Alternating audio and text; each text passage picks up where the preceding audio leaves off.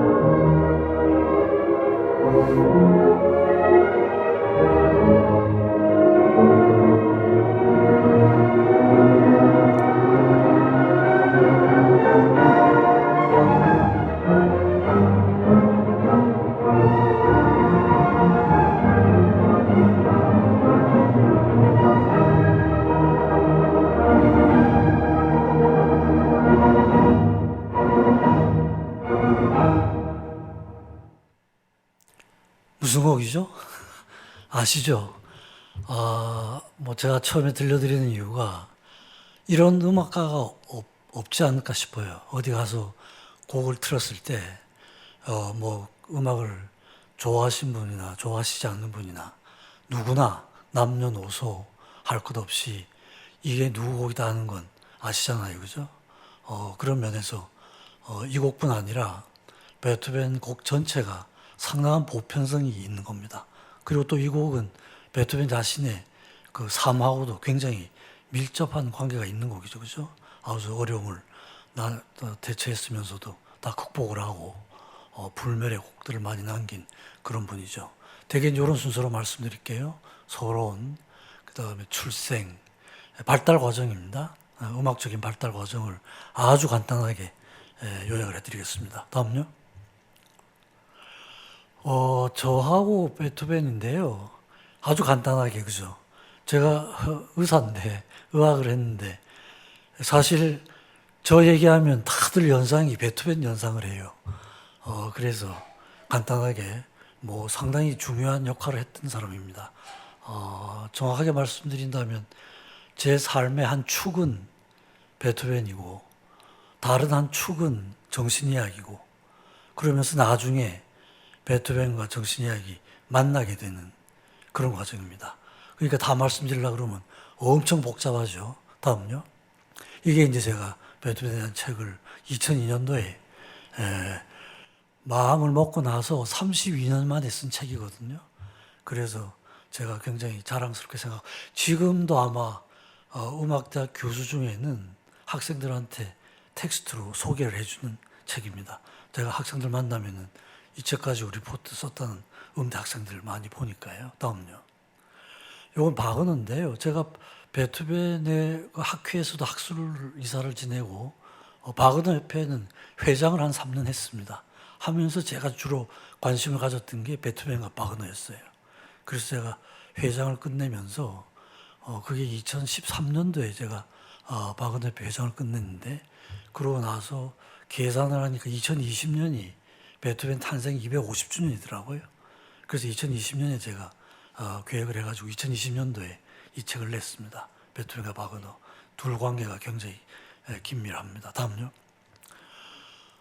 이게 이제 제가 기쁜 소식 이 자리에 쓰니까 옛날 걸 쭉 살펴봤어요. 그랬더니 꽤 여러 번 얘기를 했더라고요. 이런 겁니다. 그죠? 베토벤에 대한 얘기도 했고, 그 다음에 이제 그 뭐, 부모가 건강해, 자녀가 건강하다. 그 다음 종교와 정신이학, 베토벤 종교음악.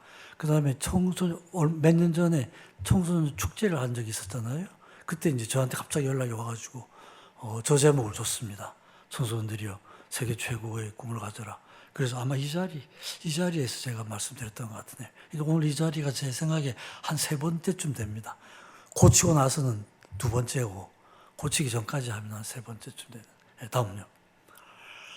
이게 이제 베토벤 개혁 정신입니다. 아주 분명합니다. 인간 내부에 존재하는 진선미를 효과적으로 표현할 수만 있다면 깨뜨리지 못할 규칙이나 법칙은 없다. 아주 간단하죠. 근데 이 한마디면은 베토벤의 삶과 음악을 도대체 모든 걸 다 설명할 수 있는 말이 됩니다. 아주 보편성이죠. 그죠? 분명한 거예요. 근데 사실 굉장히 복잡한 개념이에요. 사실은 인간의 삶이라는 게 이게 엄청 복잡한 개념이거든요. 어찌만 다 말씀드릴 수도 없고 개혁 정신이 확실했기 때문에 확실하게 개혁을 할 수 있었다 이런 겁니다. 다음요. 이게 이제 음악 역사인데 베토벤을 어디에 포함시키느냐 이게 뭐 말들이 많아요.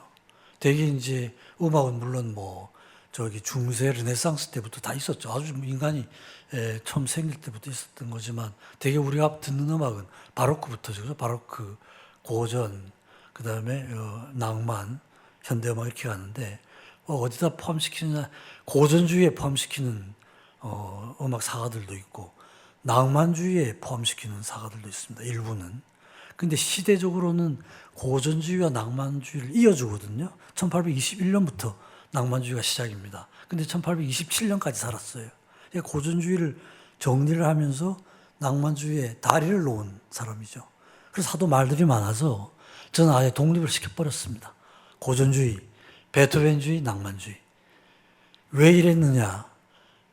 이 설명을 다 드리기는 너무 복잡하니까 저는 이렇게 분류를 해서 한 독립된 시대를 이룬다. 베토벤 자신이 시대를 이룬다. 이렇게 보고 있습니다. 다음요. 우선 출생 가족 관계를 보겠습니다. 다음요. 생가입니다. 혹시 여기 본 가보신 분 계세요? 본? 가시면은 꼭 한번 가서 인사를 드려야 할 음악 좋아하시는 베토벤 좋아하는 사람들한테는 성지죠. 그죠? 성지순례입니다. 다음요. 이 조부, 가족을 보면 할아버지가 음악을 하셨어요. 음악 그 악장까지 지내시기도 하고. 그 다음에 할머니는 완전히 술 중독증이셨습니다. 할아버지가 자기 아들, 베토벤 아버지를 굉장히 엄하게 교육을 했어요. 다음요.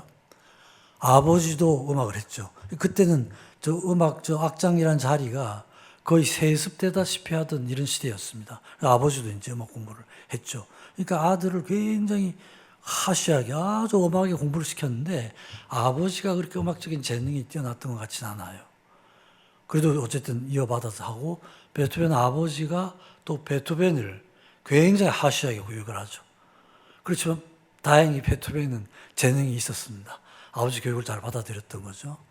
나중에는 심한 알코올리즘에 걸려가지고 마지막 한 3년 동안 거의 1789년부터 1792년에 돌아가시는데 거의 아버지 역할을 못하는 그러니까 베토벤이 소년 가장 역할을 하는 이런 시간이 있습니다. 다음요. 어머니는 첫 결혼해서 남편이 죽어요. 2년 만에. 아들이 하나 있는데 아들도 죽고. 과부였죠. 과부였는데 베토벤 아버지가 결혼을 한 거예요. 그러니까 제 생각에는 인류 역사상 가장 위대한 선택이었다 이렇게 보는 거죠. 베토벤이 났으니까. 할아버지가 반대가 엄청 많았습니다. 멀쩡한 자기 아들이 과부하고 결혼한다니까 뭐 이게 당연히 반대를 하셨겠죠. 근데 고집을 해서 결혼을 했습니다. 해가지고 이제 베토벤을 낳게 된 거죠. 다음요. 그래서 나서 이제 보온 시절 1770년에 나서 22세까지 보온에서 생활을 하고 1792년에 비엔나로 유학을 가서 1827년까지 35년 동안을 비엔나에서 지냅니다. 그게 이제 베토벤 생애 공간적으로는 그게 답니다. 보온 시절을 보겠습니다. 다음요. 이게 이제 언제부터 음악적인 재능이 처음 나타났느냐가 책마다 다 달라요.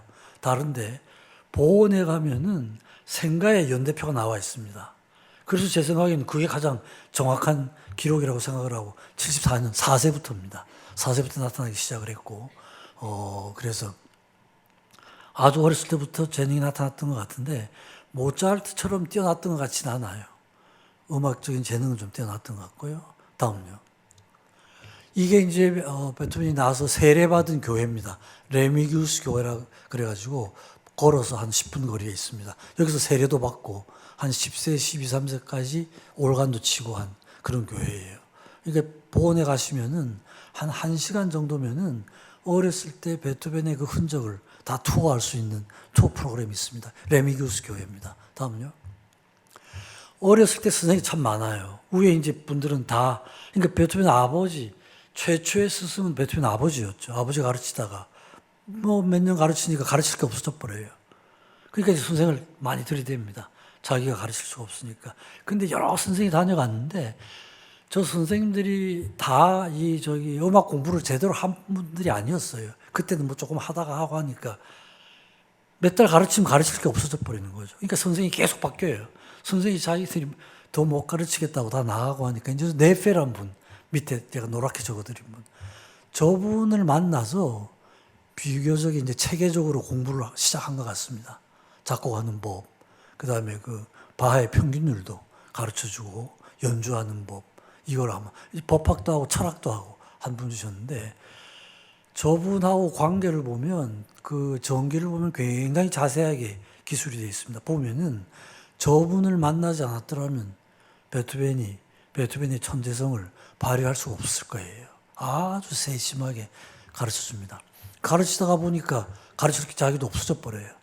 그러니까 이제 베토벤을 가르칠 수 있는 사람은 모차르트밖에 없다 이런 생각을 합니다. 그래서 모차르트를 초청을 해요.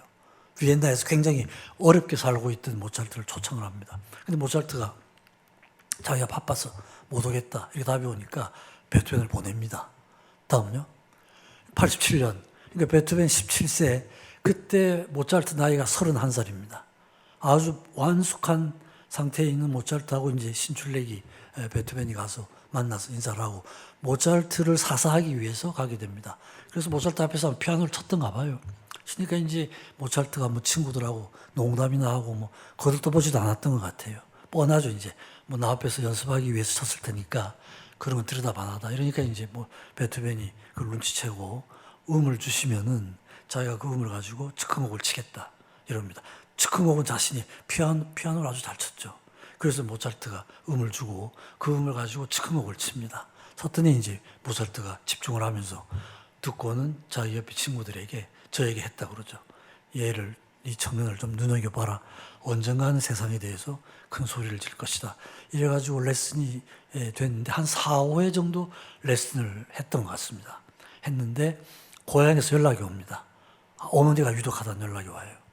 모차르트는 아버지가 위독한 상태가 됩니다. 그래서 그 레슨이 더 계속되지 못하고 몇 개월 만에 다시 본으로 되돌아오고 나서 고해에 이제 모차르트는 아버지가 돌아가시고 베토벤은 어머니가 돌아가십니다. 다음요. 그래서 이제 뭐 청소년 시절에 뭐 여러 가지 이제 귀족들하고 그것도 하고 1789년이면은 저희가 이제 불란서 혁명이 일어나던 해죠. 불란서 혁명이 일어나던 해죠. 베토벤 19세 때입니다. 저때 이제 그 보온의 철학과에서 청강생으로 한 1년 반 정도 공부를 합니다. 자기 이제 교육적인 백그라운드가 너무 없죠. 그래가지고 그때 이제 그 실러의 시를 듣고 나중에 음악으로 만들겠다 그러는 게 이제 구원 교향곡이 되죠. 다음요. 그래서 이제 하이든이 본을 방문을 하고 두 번 방문을 하는데 1791년에 다시 그러니까 하이든이 에스테르하치라는 그 헝가리 귀족하고의 계약이 끝나고 이러면서 이제 좀 자유몸이 돼서 런던 왔다 갔다 하다가 활동을 하게 되죠. 활동을 하게 되는데 본을 들리게 됩니다. 그랬더니 이제 네페 선생이 다시 베토벤을 데리고 와서 인사를 시킵니다. 그때 이제 작곡한 곡하고 이래가지고 그래 하이든이 이제 그 악보를 보고 자기한테 보내주면 공부를 시켜주겠다. 그래서 하이든의 초청으로 1792년에 보온으로 떠나게 됩니다. 다음요. 그래서 보원에 가서 저 3기죠. 1기, 2기, 3기로 나누는데 대개 이제 첫 기는 모방의 시기입니다. 모방의 시기라고 하는 건 하이든과 모차르트의 음악을 모방하는 시기예요. 그다음에 제2기는 베토벤 자신의 독자적인 음악 세계가 펼쳐지는 시기입니다. 제3기는 초월의 시기, 완성의 시기. 이렇게 3기. 제가 나눈 게 아니고 이건 제가 임의대로 나눈 게 아니라 모든 음악 학자들이 같이 동의하고 있는 그런 시대 분류입니다. 다음요. 그래서 가서 이렇게 하는데 실제로 하이든이 초청을 해놓고는 제대로 가르쳐주질 않아요. 그래서 베토벤이 그 기록을 다 남겨뒀는데 어디서 무슨 레슨을 받고 한 베토벤이 메모광입니다. 메모광이. 그래서 모든 걸 다 기록을 하는데 굉장히 잘 가르쳐주질 않았던 것 같아요. 그래서 막 불만도 많고 상당히 초조했죠. 보건에서는 지금 대가가 돼서 올 것이라는 이런 기대를 하고 있는데 막상 선생은 가르쳐주질 않고 이래가지고 선생을 찾아 나서죠. 다음요. 그래서 예.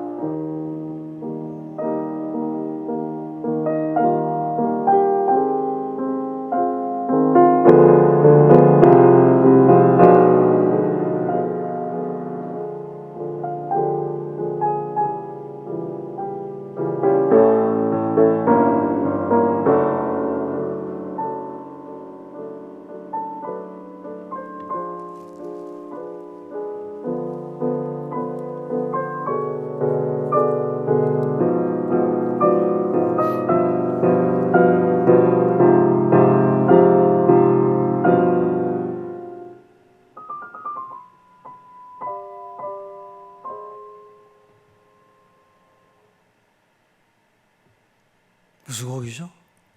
지금 제가 화면이 나왔으면 좋았을 것 같은데 백건우 선생님의 연주로 제가 들려드리려고 그러는데요. 비창이라는 곡이죠. 비창. 피아노 소나타 8번. 우선 그 말씀드리기 전에 여기 사진에 있는 사람이 하이든이 제대로 가르쳐주질 않으니까 선생을 찾아 나선 겁니다. 그래서 비엔나에서 베토벤이 찾아다니면서 오른쪽 아래쪽부터 하면은 살레르 성악곡을 배웁니다. 그 좌측에 있는 사람이 쉔크라는 사람인데 대위법 공부를 배워요. 그 위에 있는 사람이 알브레츠버그라는 선생이었는데 대위법 배웁니다. 오른쪽 우측에 있는 사람이 페르스트라는 선생인데 현악 사중주곡 작곡하는 법을 배워요. 현악 사중곡이라는 형식은 그 형식을 처음 고안한 사람이 하이든이거든요. 하이든 이전에는 현악 사중주곡이 없습니다. 근데 원조를 지도 교수로 놓고 딴 데 가서 공부를 하고 있는 거예요. 얼마나 하이든이 소홀하게 했는지를 알 수가 있죠. 그죠? 그래서 이렇게 열심히 천재성을 가지고 타고났지만 굉장한 노력가였습니다. 어마어마한 노력가였어요. 베토벤이. 다음요. 그래서 제가 8번을 들려드린 이유는 이 곡이 발표가 됐을 때 음악 평론가들이 저런 얘기를 했습니다.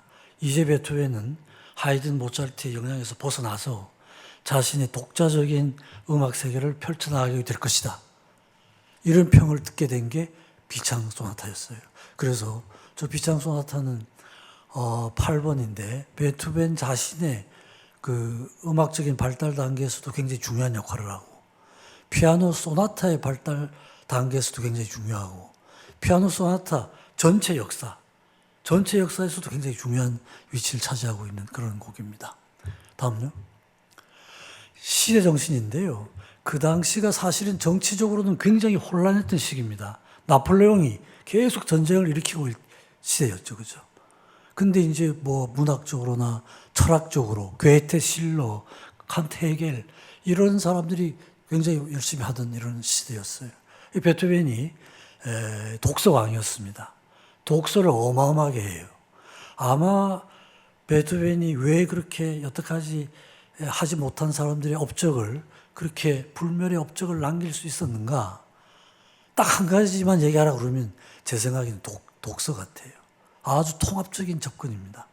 이런 접근을 한 건, 물론 그전에는 종교음악과 관련된 건 많이 뭐 성경을 보고 이렇게 작곡을 했지만, 문학적인 그 시, 철학적인 걸 음악하고 통합한 사람은 베토벤이 시작이에요. 그때부터 이제 낭만주의가 열리게 되죠. 그죠? 낭만주의에서는 문학하고 음악이 하나가 되다시피 하잖아요. 엄청난 그 시대의 작품뿐 아니라, 다음요. 옛날 고전들입니다. 뭐, 일리아드 오디세이, 호모, 이런 작품들. 옛날 고전들도 플라톤, 아리스토텔레스 굉장히 열심히 봐요. 또 힌두교에 대한 관심도 굉장히 많았습니다. 종교에 대한 관심도 굉장히 많았어요. 사실 기독교에 대해서는 별로 관심이 없었어요. 곡도 별로 작곡을 안 하고, 몇 곡 안 했습니다. 안 하고. 근데 동양 종교 이런 거에 대한 관심이 굉장히 많았습니다. 근데 이런 게 다 통합이 되는 거예요. 통합이 돼가지고 베토벤의 음악으로 나타나는 이런 거니까. 요즘 얘기를 하면 그런 통섭적 접근의 효시가 베토벤이었다, 이렇게 말씀드릴 수가 있습니다. 다음요. 이게 이제 귀가 멀기 시작을 해요. 친구한테 편지를 쓰는데 귀가 잘 들리지 않아요. 대화를 해도 어렵고, 음악회를 가도 제일 앞자리 가도 관심이 들을까 말까. 이게 저 편지를 쓴 게 31세 때인데 한 2, 3년 전인가 한 27, 8세경부터 귀가 멀기 시작한 겁니다. 기가 막히죠. 그죠? 여러분들이 베토벤에 대해서 기억하는 모든 곡들이 다 귀가 멀고 나서 작곡된 곡들이에요. 귀가 멀기 시작하고 나서. 기가 막힌 일이죠, 사실은. 그죠? 기가 막힌 일입니다. 근데 이제 친구한테 처음 자기 고백을 하기 시작을 합니다. 남한테는 비밀로 하고, 니만 알아달라 이래가지고 합니다. 이게 이제 뭐 주치의욕도 또 엄청 씁니다. 뭐 하라는 대로 해도 안 듣고 잘 들을 리가 없죠. 그죠? 그래서 편지가, 고백이 저때 처음 나옵니다. 다음요. 그래가지고는 친구가 요양을 좀 가라. 의사가 주치의가 바뀌고 나서 의사가 하이리겐슈타트라는 데로, 지금은 이제 보온 시내에 이렇게 비엔나 시내에 편입이 되어 있습니다만 그 당시에는 이제 교회였습니다. 거기 이제 요양을 갑니다. 요양을 가서 1802년 굉장한 우울증에 빠지죠. 아주 치명적이잖아요, 그죠? 음악가가 소리가 들리지 않는다. 이게 얼마나 치명적인 사건입니까, 그죠? 심한 우울증에 빠져서 자살 시도를 합니다. 유서를 씁니다. 유서를 써서 자기 들리지 않고 동생들한테 쓰는 편지를 남기는데, 그게 이제 하이리겐슈타트의 유서라 그래서 아주 유명한 유서죠, 그죠? 사후에 발견되고 가족들 허락을 받아가지고 오픈이 되는 겁니다. 아주 심한 우울증이죠. 들리지 않아가지고 동생들에게. 근데 유서를 쓰는 마지막 단계에 가서 심경의 변화가 일어납니다.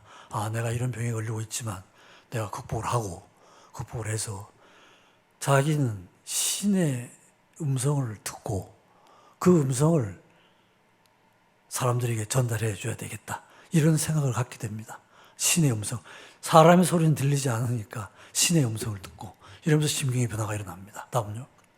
그래서 그 유서 사건을 기점으로 해서 1기에서 2기로 넘어가게 됩니다. 그래서 2기는 이제 외양화, 이런 말을 쓰죠. 자기 감정을 능동적으로 표현한다는 의미에서의 외양화가 있고, 또 하나는 외적인 어떤 음악적인 규칙에 잘 맞추어서, 개혁은 하지만 과거의 어떤 음악적인 규칙을 크게 벗어나지는 않는다는, 많이 벗어났어요, 사실은. 그렇지만 이제 기본 자세는, 그러면서 이제 외양화, 이런 말을 쓰죠. 그래서 정신적인 위기를 겪고 나서 쓴 곡들은 굉장히 감미로운 곡을 씁니다. 로망스 이런 거 쓰고, 교향곡 2번 이런 곡들이 이제 감미로운 곡들이. 그래서 어떤 면에서는 그 유서 사건이 부활의 의미가 있습니다. 부활. 음악가로서 다시 태어나는, 그 전까지 자기를 완전히 묻어버리고 새로 태어나는, 인성적으로도 그렇고 음악적으로도 그렇고 새로 태어나는 시기가 되는 그런 사건이 그 유서 사건이라고 할 수가 있습니다. 다음요. 1804년에 이제 저때 이제 나폴레옹이 황제로 등극을 하죠. 나폴레옹의 생애는 베토벤하고 정확하게 일치가 돼요. 1년 먼저 태어나고 베토벤보다 6년 먼저 죽습니다. 1769년에 태어나서 1821년에. 그러니까 나폴레옹의 전 생애가 베토벤의 전 생애하고 완전히 오버랩이 됩니다. 그러니까 1810년 2기는 완전히 나폴레옹 전쟁으로 유럽이 엉망진창이던 시기였죠. 그때 베토벤은 2기가 완전히 2기가 나폴레옹 전쟁 시기입니다. 그렇게 해가지고 황제로 이렇게 등극을 하게 되죠. 이거 굉장히 실망을 합니다. 영웅교향곡이라는 곡을 사실은 보나파르트 나폴레옹에게 헌정을 하려고 그랬죠.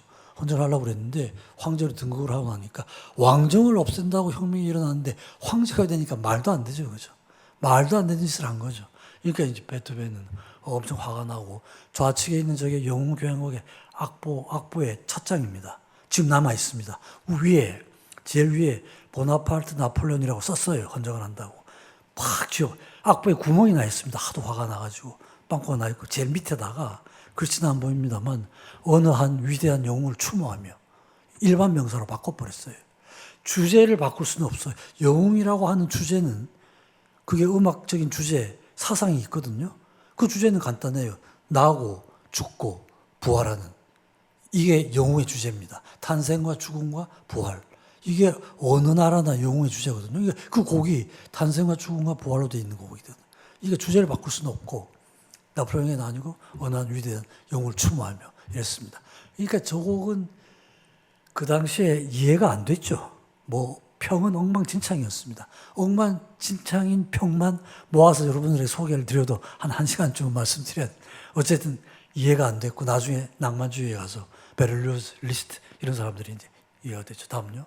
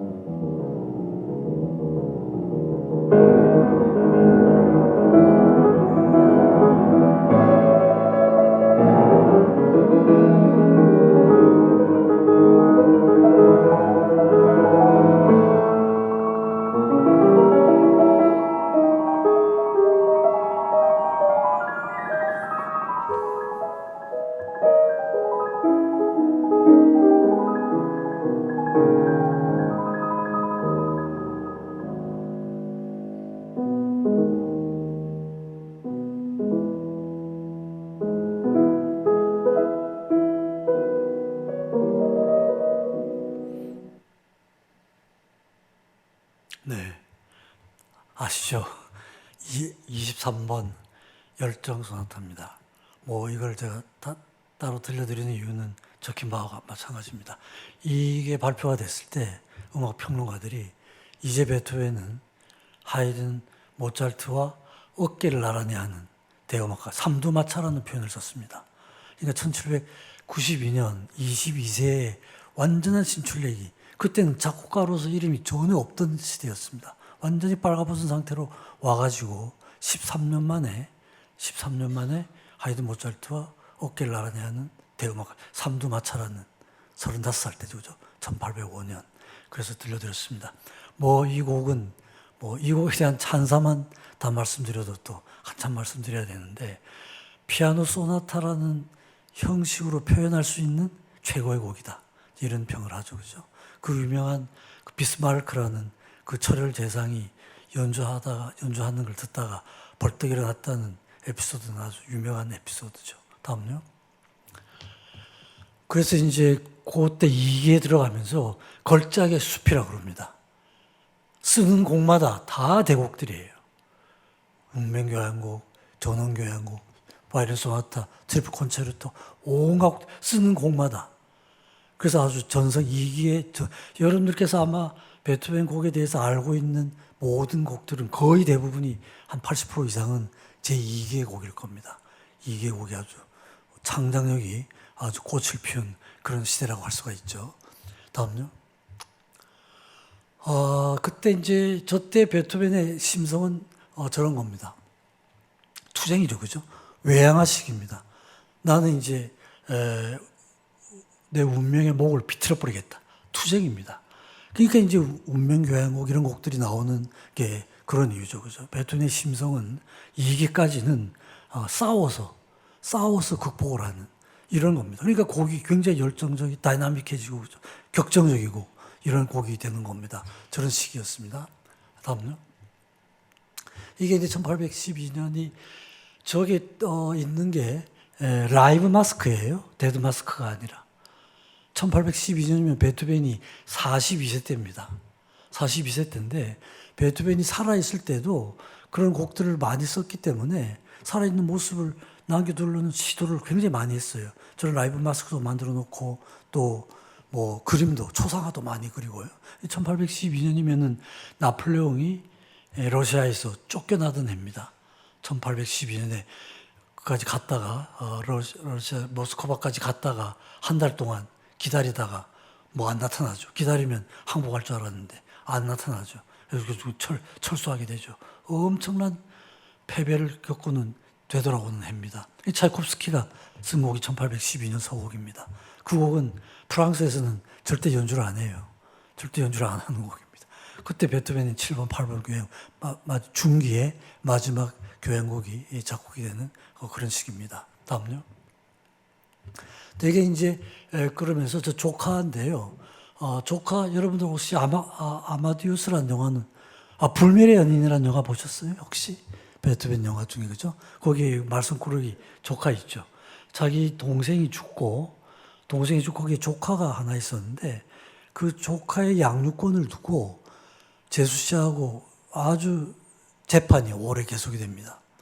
아마 그 제수되는 분이 행실이 그렇게 좋지 않았던 것 같아요. 거의 뭐 장녀 비슷했던 것 같습니다. 그래가지고 재판관한테 자기 그 제수가 돈을 받고 몸을 파는 이런 여인인데 어떻게 조카를 맡길 수가 있냐. 양육권을 두고 2, 3년 지루한 재판이 계속이 됩니다. 결국 그 재판권을 따오게 돼요. 베토벤이 양육권을 따오게 됩니다. 좌측에 있는 저 사진은 그 조카의 조상인데요. 결국 끝까지 말썽을 많이 부리죠. 말썽을 부리는데 그 양육권을 따오게 됩니다. 그래서 그 한 2, 3년 동안이 작품 활동이 좀 뜸한 시기가 있어요. 1815년부터 한 17, 그 사이에. 그래서 또 일부 학자들은 드라이 피리어드다. 작품 활동이 좀 뜸하다 그래서 그렇게 하지만 뭐 특별한 의미는 없는 것 같고 첼로 소나타 4, 5번이 그때 발표가 되죠. 베토벤 첼로 소나타는 첼로 음악에 있어서 신약 성서입니다. 바하의 무반주 첼로 소나타가 구약 성서고요. 바하의 평균율이 피아노 음악에서 구약 성서고 베토벤 피아노 소나타가 신약 성서고 별명이 바하하고 항상 짝을 이루어가지고 구약 성서, 신약 성서 이런 별명이 붙어있던 곡입니다. 4번, 5번이 이제 이때 발표가 됩니다. 다음요. 그러면서 이제 3기로 넘어가죠. 2기는 그런 열정적인 곡들, 열정 소나타, 뭐 운명교향곡 이런 걸 자꾸 하다가 제 3기로 갔는데 제 3기는 내향화 시기입니다. 내향화 시기는 뭐죠? 마음을 들여다보는 시기예요. 자기 마음을. 그건 뭐냐 하면 외적인 어떤 영향은 별로 받지 않는다는 의미입니다. 두 가지 의미에서요.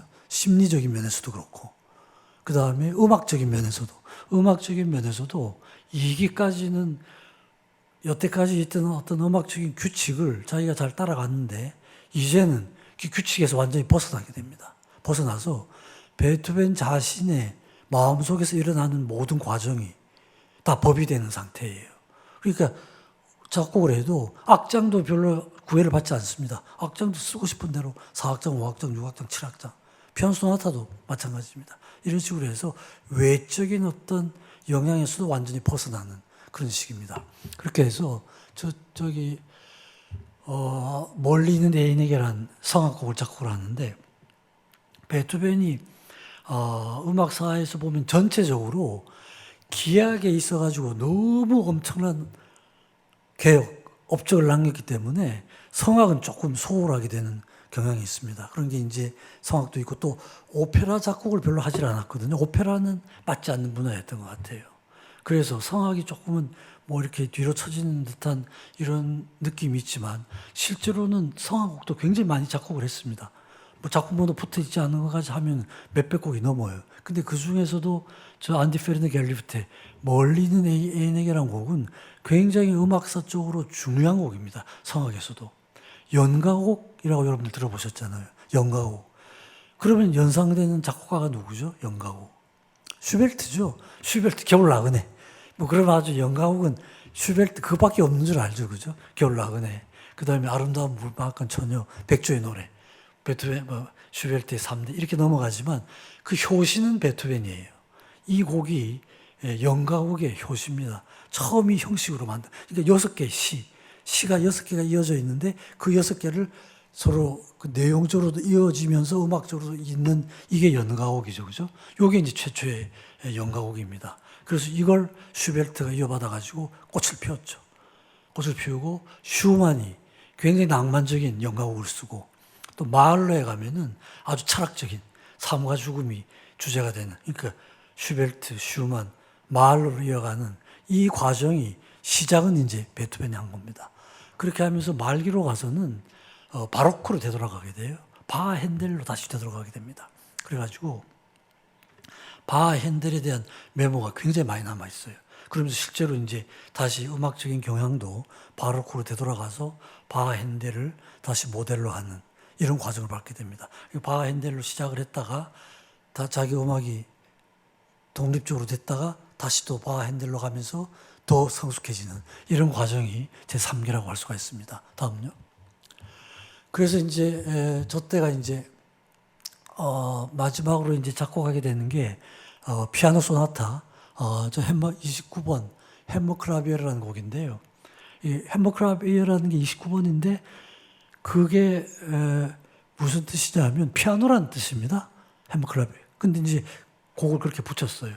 근데 저 곡을 작곡할 때 베토벤은 이 피아노 하나로 교향악단의 음향을 내겠다. 이런 메모가 남아 있습니다.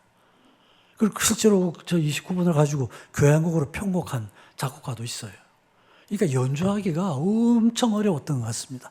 지금도 제가 피아노 치는 분들 만나서 물어보면 거의 대부분 32곡 중에 제일 힘든 곡이 뭐냐 그러면 거의 29번 얘기를 해요. 저 곡을 얘기를 합니다.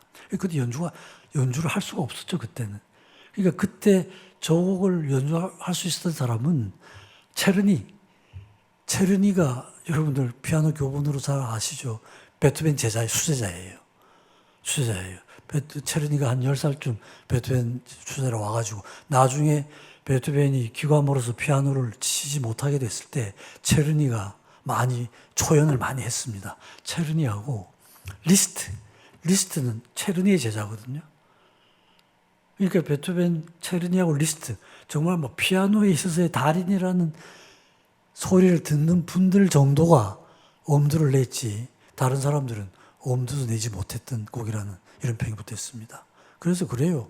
베토벤은 뭐 못하면 하지 마. 한 50년 후는 다 할 수가 있을 테니까. 50년. 너희들 못하면 하지 마. 이런 거. 악보 달라고 고쳐달라고 오잖아요. 그죠?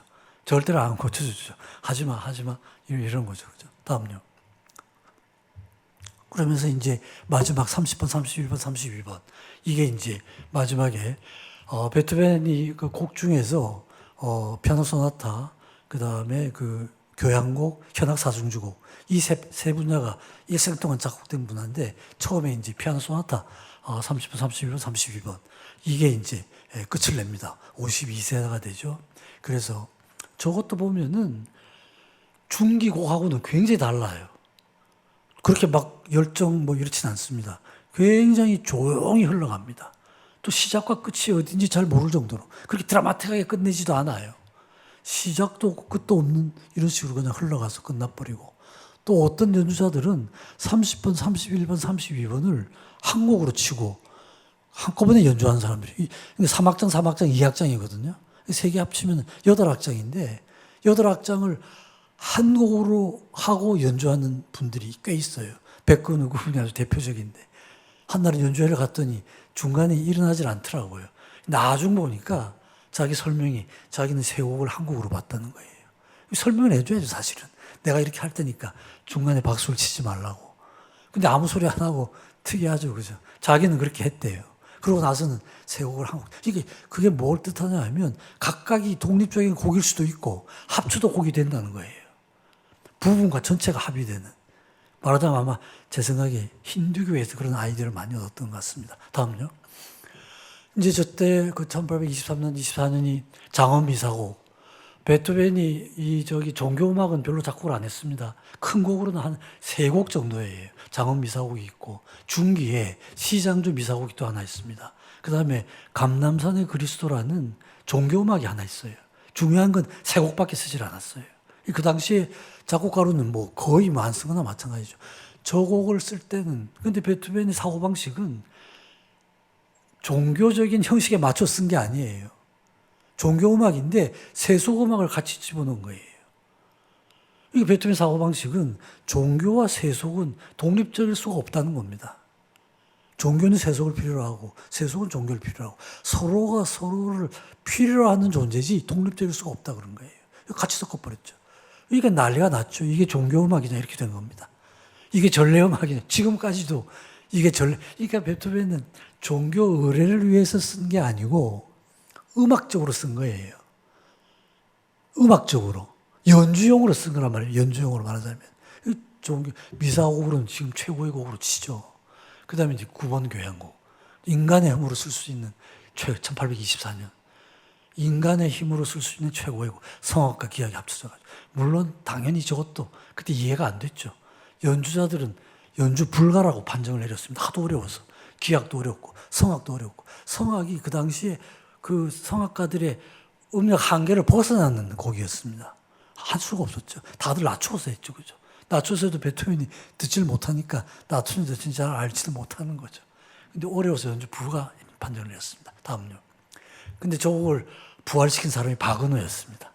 바그너가 저 곡에 미쳐가지고 자기 연주할 때마다 저 곡을 집어넣은 거예요. 결국 한 3년 만에 바그너가 부활을 시킵니다. 저 곡은 바그너에 의해서 일반에게 알려진 그 당시에는 전혀 이해가 되지 않았던 곡입니다. 바그너가 부활을 시켰죠. 다음요. 그래서 바그너가 이제 저걸 하는데 저런 식이었어요. 1870년에 논문을 하나 쓰는데 저게 베토벤 탄생 100주년이죠. 그 논문을 굉장히 100페이지에 해당하는 논문을 씁니다. 그게 이제 저런 글을 썼어요. 쇼펜하우의 철학, 셰익스피어의 문학, 베토벤의 음악 이 세 개를 통합을 하겠다.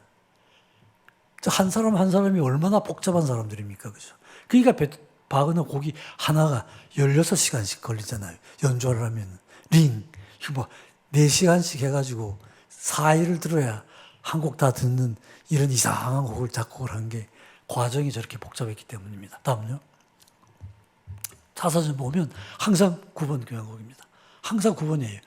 음악이 안 될 때도 9번, 인생이 어려울 때도 9번, 9번, 9번, 9번. 일생 동안 지휘할 때 뭐 매번 베토벤 9번 교향곡을 지휘했습니다. 다음요.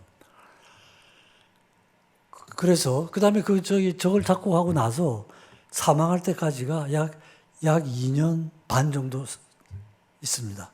마지막 6개월은 투병 생활을 하느라고 작곡을 하지 못했어요.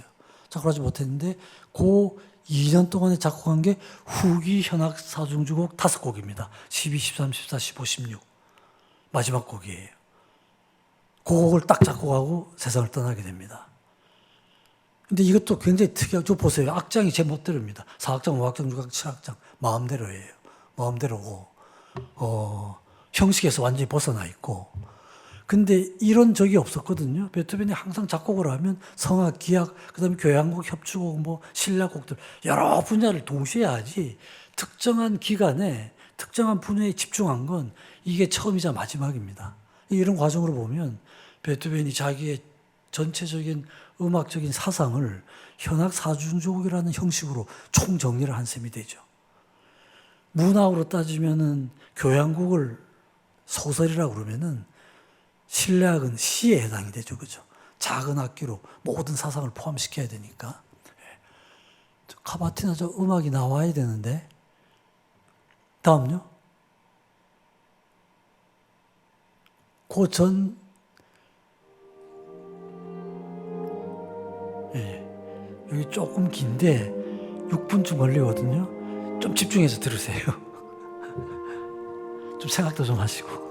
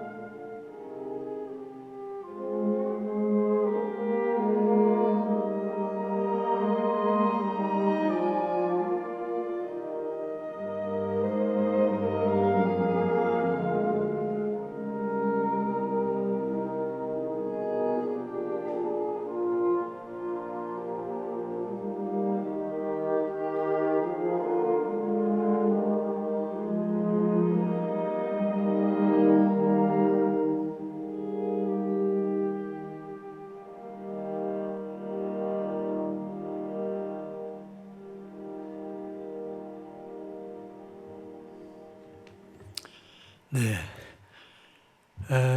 제가 이건 중간에 자를 수가 없어가지고 다 들려드렸습니다. 우선 이 특징이 베토벤 3기를 대표하는 이런 스타일 악장이 많고, 또 하나는 베토벤 자신이 굉장히 좋아했던 악장이에요. 베토벤이 남긴 메모를 보면 자기는 이 카바티나를 생각하면 눈물이 앞을 가린다, 이런 메모가 많이 남아 있습니다. 그러니까 이 악장을 생각하면 이런 거예요. 듣질 못하잖아요, 그죠? 이런 메모가 남아 있고, 또 이게 이제 이 악장이 선택이 됐습니다. 우주의 캡슐을 쏘아 올리는데 인류를 대표하는 음악의 한 악장으로 이 악장이 선택이 됐어요. 지금 돌고 있습니다. 우주를 돌고 있어요. 카바티나하고 베토벤 운명의 두 번째 악장의 일부분하고 몇 곡이 지금 올라가서 듣고 있습니다. 그래서 한번 잘 들어보시면 좋을 것 같아요. 다음요. 저게 이제 마지막 밑에 적혀 있는 게 그 현악사중주곡 16번의 마지막 곡이거든요. 작곡도 135인데 어렵게 파악한 해결책, 꼭 그래야만 하는가? 꼭 그래야만 한다, 꼭 그래야만 한다. 아주 수수께끼 같은 메모가 남아있어요. 저 가지고도 뭐 온갖 논문을 많이 썼는데 어쨌든 그냥 인생에 대한 어떤 질문이나 음악에 대한 여러 가지 가지고 있던 의문점들이 그 마지막 그 악곡에서 자기대로는 해결이 되지 않았을까, 이런 생각을 하게 됩니다. 다음요. 그래서 중기에는 아까 어땠습니까? 운명의 목을 비틀어버리겠다고 그랬죠, 그죠? 투쟁이에요. 근데 말기에 가면 저렇게 심경의 변화가 일어납니다. 자기가 굉장히 가혹한 운명을 가지고 태어났다는 거죠, 그죠? 근데 여태까지는 싸워서 극복을 해야 됐는데 나중에는 수용하는 상태가 되죠. 받아들이는 겁니다. 그렇게 가혹한 운명까지도 자기의 삶의 한 부분으로 수용하는 상태예요. 그러니까 어떻게 됩니까? 수용하게 되면 모든 갈등이 해결이 되죠, 그죠?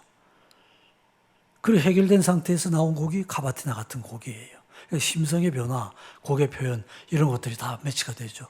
그러면서 내양화, 자기 마음속으로 들어가서 자기 마음속에서 일어나는 모든 과정이, 즉 법이 되는 이런 상태가 초월의 시기, 완성의 시기라고 합니다. 다음요. 마지막에 이제 핸델인데요. 마지막 6개월은 투병 생활을 하느라고 작곡을 못했어요. 근데 기가 막힌 건 그냥 누워 있었던 게 아니에요. 그 당시에 핸델 악보의 총서가 출판이 됐습니다. 그랬더니 그 출판사에서 베토벤에게 또 보내줘요. 악보의 총서를. 이거 핸델 악보 공부를 하면서 굉장히 감동을 많이 받아요. 자기는 핸델 앞에서는 무릎을 꿇을 수밖에 없다. 앞으로 자기가 병에서 회복이 돼서 계속 내가 작곡을 할 수 있다면 핸델처럼 작곡을 하겠다. 이런 메모가 남아 있습니다. 그러니까 그 전에 이미 불멸의 곡들을 다 썼어요. 다 뭐 교향곡, 피아노 소나타, 협주곡 모든 데서. 그래도 끝까지 책을 놓지 않는 사람이에요. 그죠?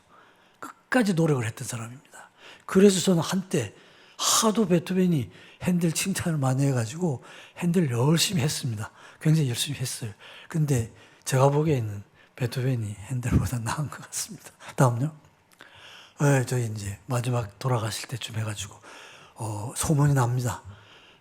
베토벤이 위독하다. 이렇게 되니까 이제 슈베르트가 몇 번 인사를 하러 갔는데 못 만났던 것 같아요, 그전에는. 근데 이제 곧 임종이 가깝다 하니까 이제 가서 인사를 드렸던 것 같습니다. 근데 슈베르트가 왔을 때는 이미 대화가 어려운 상황이 됐습니다. 그리고 그 전에 유감이다 너무 늦었다. 샤데 주스페트라는, 저게 베토벤이 세상에 남긴 마지막 말입니다. 저게 뭐냐 하면 포도주 얘기예요. 자기 친구들한테 라인강 어느 지역에 와인이 마시고 싶다 그래가지고 친구들이 시간이 많이 걸렸을 거 아닙니까, 그죠? 와인을 가지고 왔는데 그때 베토벤은 마실 수 없는 상태가 돼버렸어요. 그래서 그 와인을 보고 유감이 너무 늦었다. 이게 베토벤이 세상에 남긴 마지막 말이 와인입니다. 그래서 와인하고 관계를 하면 얘기해도 스토리가 굉장히 많은데 다음에 하도록 하겠습니다. 다음 장례식 장면입니다. 저때 비엔나 시민이 한 30만, 25만 내지 30만인데 한 14,5천. 그러니까 좀 사람들은 다 사실은 말기에 굉장히 힘들었거든요. 로시니의 음악에 미쳐가지고 비엔나가 완전히 베토벤 음악은 이해도 할 수도 없었죠. 현악 사중주곡 같은 게 말년곡인데 그걸 어떻게 이해해? 지금도 이해하기가 쉽지 않은 곡이에요. 그러니까 완전히 베토벤은 정신병자처럼 취급되다시피 하는 이런 시대였고 로시니에 미쳐가지고 들떠 있을 텐데 그래도 이제 막상 돌아가시다 그러니까 이제 옛날 생각이 났던 거죠. 전 뭐 거의 비엔나 시민들이 다 추도 대열에 참여했던 것 같습니다. 다음요. 사망하고 나서 그림 이틀 3일 후에 장면입니다. 다음은요. 부검을 했습니다. 부검을 3번을 해요. 이것도 말도 안 되는 거죠. 귓병을 밝혀내느라고 돌아가셨을 때 하고 한 20년 후, 30년 후.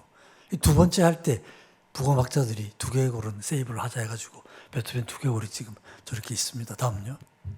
무덤입니다. 비엔나에 가면 제가 항상 가서 인사를 드리죠. 뭐 특별하게 저기에 묘비에 적혀 있는 건 아무것도 없습니다. 딱 이름 세자예요. 특별한 설명이 필요 없는 사람이죠, 그죠? 다음은요.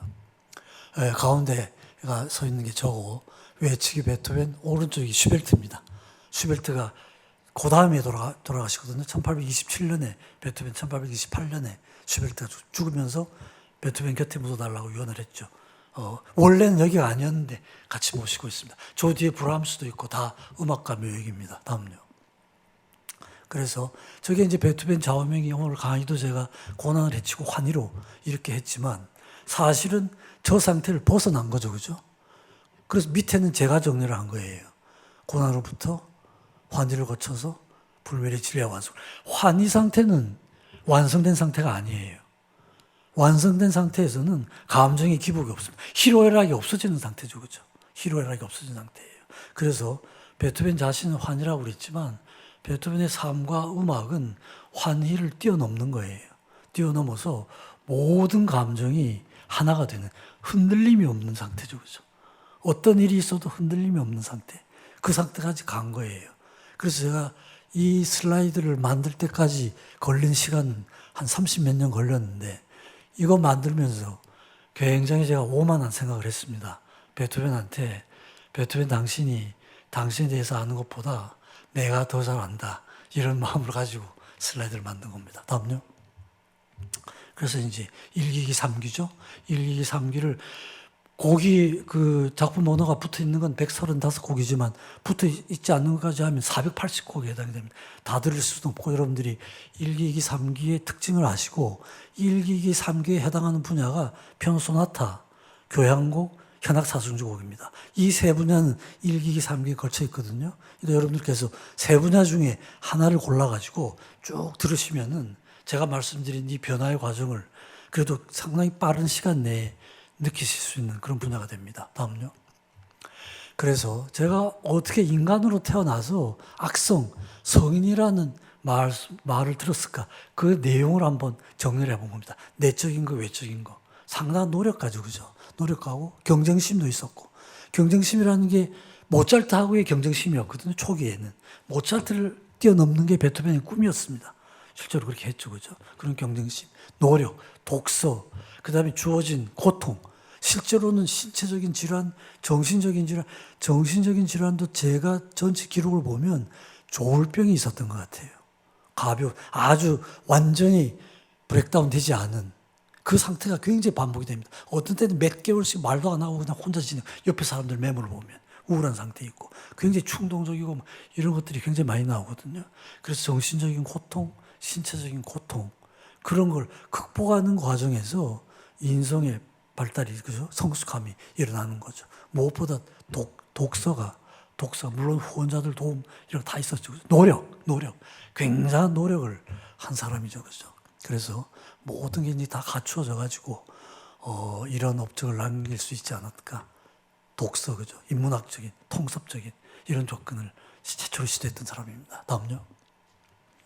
그래서 뭐 저건 제가 책을 많이 썼는데 그렇죠. 모든 베토벤에 대해서 책을 쓰는 사람들이 저런 얘기를 합니다. 자기가 베토벤에 대해서 책을 쓰지만 그건 베토벤 음악 전체가 가지고 있는 것에 비하면 바다에 물 한 방울이나 마찬가지다. 이런 얘기를 하고 뭐 오늘 저도 뭐 그런 말씀을 드릴 수밖에 이렇게 그럴듯하게 말씀을 드리지만 사실은 그죠? 어마어마한 그런 겁니다. 다음요. 그래서 이런 걸로 보면은 베토벤은 과거의 음악가가 아니고 현재 음악가고 또 미래 음악가다. 이렇게 제가 말씀드렸는데 여러분들이 왜 그러냐 그러면은 지금 오늘은 제가 답을 드리기가 어렵습니다. 너무 복잡하거든요. 그래서 혹시 다음에 기회가 되면은 다시 한번 그 내용에 대해서 왜 제가 이런 말씀을 드리는가 이걸 말씀드릴 이런 과제를 드리면서 마치도록 하겠습니다. 다음요. 예, 경청해 주셔서 감사합니다. 마치겠습니다.